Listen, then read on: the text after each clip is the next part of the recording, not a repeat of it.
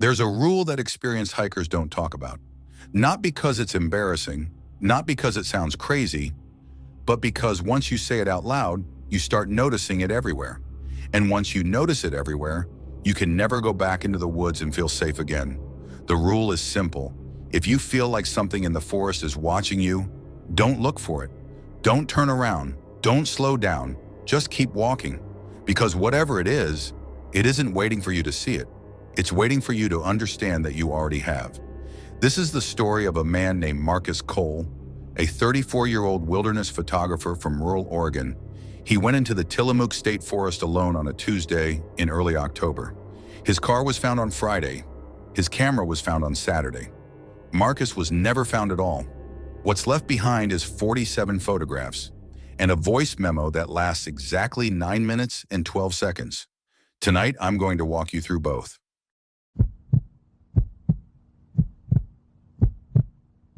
Marcus was not a careless man. Search and rescue profilers described him as methodical, experienced, and cautious.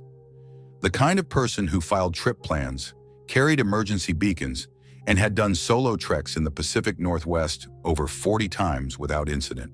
His last known contact was a text message to his sister at 7:14 a.m. on Tuesday morning. It read, "Heading in, back Thursday night. Don't worry." She didn't. She'd heard that message 100 times. The first 19 photographs from his camera are completely normal.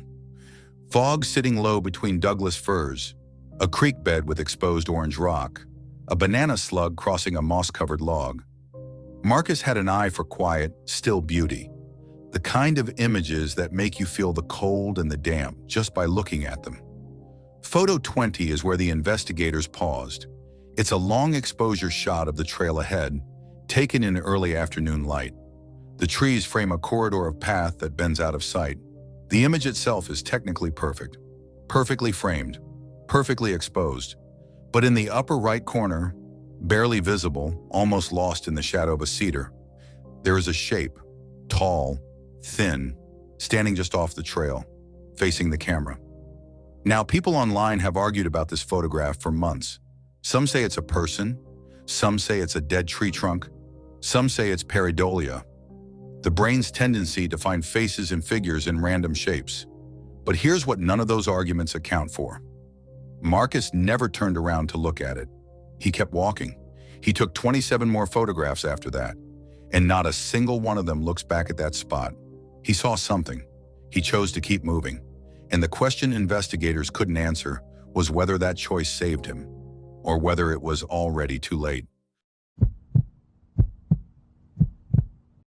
The voice memo was started at 11:47 p.m. on Wednesday night. That means Marcus had been in the forest for over 60 hours before he pressed record. 60 hours, with no distress signal, no attempt to leave, no further contact with anyone. His voice in the recording is calm. That's the first thing everyone notes. Not frightened, not desperate.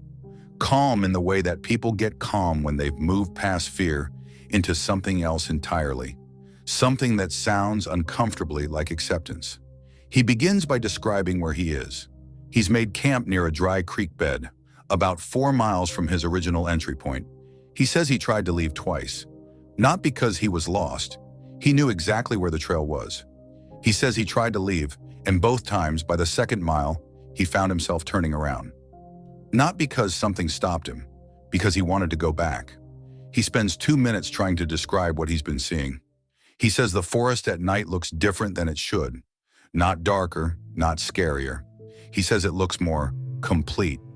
Like the forest in daylight is only showing you part of itself, and at night the rest of it fills in.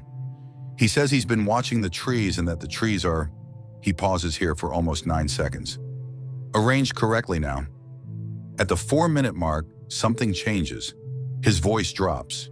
He says he thinks he's been making a mistake, that he's been looking at the photographs wrong. He says he went back through his camera that evening and realized that in every single photograph after photo 20, the shape is there. Not in the same place, not the same size, but there, in the shadows, in the canopy, in the reflections in the creek water. "It's not following me," he says.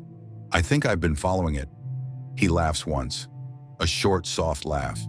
And then he says, "I think it's been trying to show me something, and I think tomorrow morning, I'm going to let it." The recording ends there. That is the last documentation of Marcus Cole's existence. Whatever he decided to let happen the next morning, there is no record of it. Only 47 photographs, only 9 minutes and 12 seconds of audio, in a forest that gave nothing back. Forensic image analysts spent weeks going through Marcus's photographs after his disappearance. What they confirmed, reluctantly, professionally, with careful language, was this: the shape that appeared in photo 20 does appear in 23 subsequent images, always in shadow, always partially obscured, always at a distance that makes identification impossible. But here's what the analysts did not release to the public. Here's what came out only through the missing persons forum run by Marcus's sister, through a source she has never named. In the final photograph, photo 47, taken at 6:03 a.m. on Thursday morning, presumably just before Marcus made his decision, the shape is not in the background. It is not in the shadows. In photo 47, the shape is standing directly in front of the camera, close enough that it fills the frame, close enough that you can see it has no features, no eyes, no mouth, no definition of any kind. It is the shape of a tall, thin person, rendered in darkness, standing in the full light of a forest morning, as though it generates its own shadow. And the camera is perfectly still. The exposure is clean. The composition is deliberate. Marcus Cole walked up to whatever this thing was. He lifted his camera. He took one final photograph, and then he put the camera down on the ground, gently, lens side up, as if he didn't want it to get damaged, and he walked away. Or he didn't walk. Or walking isn't the right word for what happened next. No one knows. The forest doesn't say.